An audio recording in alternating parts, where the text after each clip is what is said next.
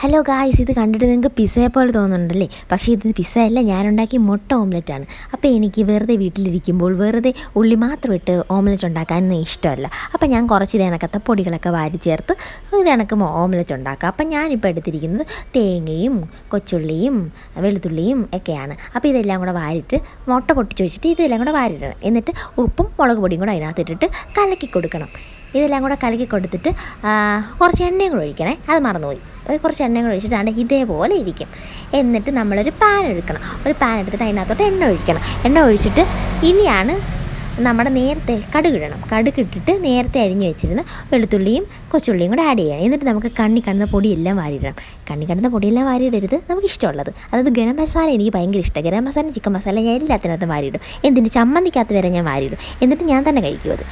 എന്നിട്ട് ലോ ഫ്ലെയിമിൽ വെച്ചിട്ട് വേണം ഇതെല്ലാം പൊടികളെല്ലാം വാരിയിടാം, അല്ലേ കരിഞ്ഞു പോവേ, പിന്നെ കൊള്ളത്തില്ലായിരിക്കും അത്. അങ്ങനെ അതെല്ലാം കൂടെ വാരി ഞാൻ മഞ്ഞപ്പൊടിയും മുളക് പൊടിയും ഗരം മസാലയും എല്ലാം വാരിയിട്ട് എന്നിട്ട് നല്ലപോലെ ബ്രൗൺ കളറാക്കി മൂപ്പിച്ചെടുത്തിട്ട് താണ്ട നമ്മുടെ നേരത്തെ അടിച്ച് കലക്കി വെച്ചിരുന്ന മുട്ടയെടുത്ത് ഇങ്ങനെ അപ്പം കണക്ക് പരത്തി കൊടുത്തിട്ട് ഒരു മൂടി വെച്ച് അടച്ചു കൊടുക്കണം. മൂടി വെച്ച് അടച്ചു കൊടുക്കുമ്പോഴത്തേന് നമുക്ക് കേക്ക് കണക്ക് ഇങ്ങനെ പൊങ്ങി വരും. അപ്പം നല്ല രസമാണ് കാണാനൊക്കെ. എന്നിട്ട് ഒരു സൈഡിൽ നിന്ന് തിരിച്ചിട്ട് കൊടുക്കണം, പെട്ടെന്ന് തന്നെ എടുക്കണേ. എന്നിട്ട് നല്ല പിസ്സ കണക്ക് ഇങ്ങനെ കണ്ടിച്ച് കൊടുക്കണം.